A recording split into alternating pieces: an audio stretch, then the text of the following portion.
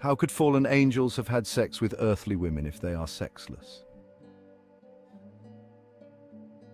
Genesis chapter 6 verses 1 to 4 tells us an outlandish story. The sons of God saw that the daughters of men were attractive, and they took as their wives any they chose. Who were those sons of God? There have been several suggestions as to who the sons of God were and why the children they had with daughters of men grew into a race of giants named Nephilim. The three primary views on the identity of the sons of God are: 1. They were fallen angels; 2. They were powerful human rulers; and 3. They were godly descendants of Seth intermarrying with wicked descendants of Cain.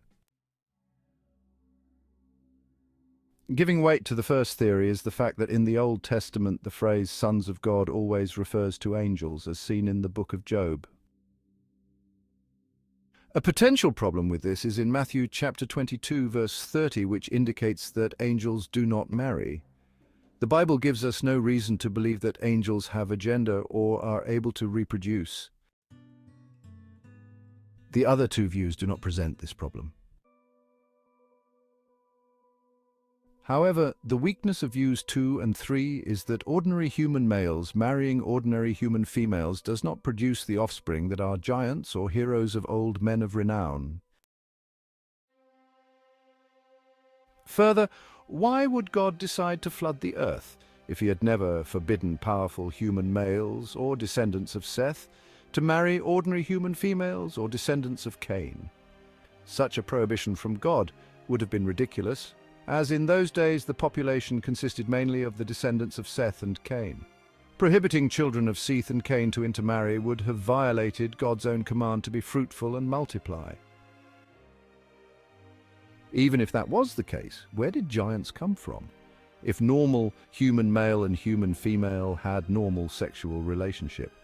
Let's not forget that Seth and Cain's descendants' close ancestors were Adam and Eve, the perfect God's creations. So some serious mutation must have taken place for such abnormal creatures to be born. Obviously, it was happening on such a scale that these mutants would have eventually replaced the human race God had created. So when it came out of proportion, God had to intervene.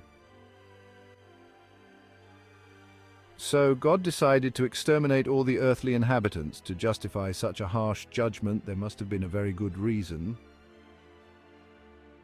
Something obscene, perverse, abominable, and unforgivable must have happened to provoke such a ghastly wrath of God, and that could only have been the act of fallen angels copulating with earthly females, thus infecting, impairing their genome, which was our Creator's own signature. So our Lord destroyed all the inhabitants of the earth in order to erase the corrupt gene inherited from the fallen angels. Remember God's curse or oracle to the serpent in the Garden of Eden? I will put enmity between you and the woman, and between your seed and her seed. He shall bruise your head, and you shall bruise his heel. Genesis 3:15. So, taking God's warning seriously, Satan realized that some destroyer is to come to put an end to him and his conniving brood.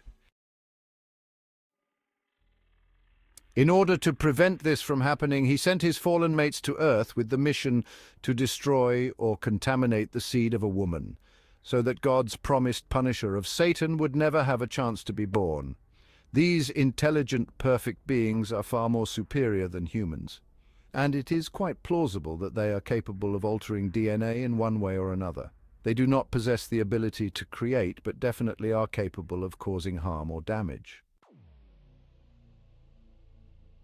Unfortunately for the pre-flood humanity, the fallen angels had managed to pollute, infect their DNA, so that some freakish creatures known as Nephilim were born as the result. If we are to believe the book of Enoch's account of those events, it is getting even more bizarre.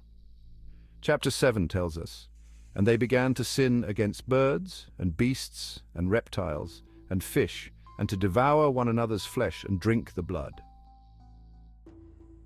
Oh my God, if that was true, then it is understandable why you had drowned all the living creatures as well as the human race. No wonder that such a defiling of God's creation was the last straw for our Lord.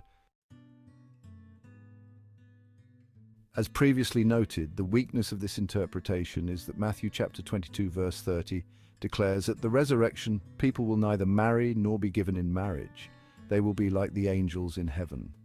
However, the text does not say angels are not able to marry, rather it indicates only that angels do not marry. Matthew chapter 22 verse 30 is referring to the angels in heaven. It's not referring to scheming fallen angels who do not care about God's created order and actively seek ways to disrupt God's plan of salvation. Remember Peter's warning, be sober, be vigilant, because your adversary the devil walks about like a roaring lion, seeking whom he may devour. The fact that God's holy angels do not marry or engage in sexual relations does not mean the same is true of Satan and his mates. We do not really know to the full extent what these beings are capable of. We can only assume that as they were able to take on human form, they could have performed all other human male functions. Yes, it is an interesting contradiction to say that angels are sexless or genderless, and at the same time to say that the sons of God were fallen angels who procreated with human females. However, while angels are spiritual beings, they can and did appear in human physical form. Do you remember the account in Genesis 18 when Abraham dined with 3 angels? They obviously were in human form if they could eat. Abraham served them a large amount of bread, a calf, curds, and milk.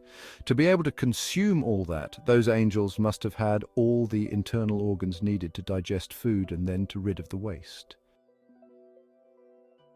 If we agree that all the organs required for processing food were in place, then the question whether those angels had genitals or not should not even arise.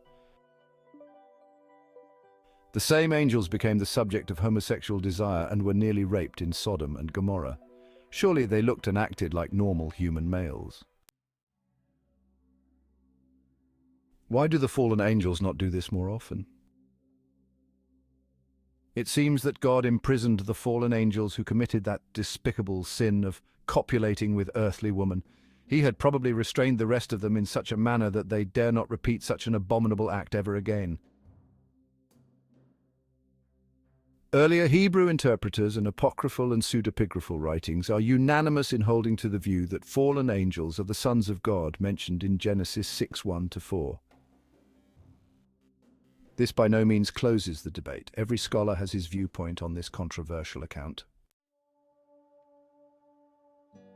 However, the view that Genesis 6:1-4 involves fallen angels mating with human females has a strong contextual, grammatical, and historical basis.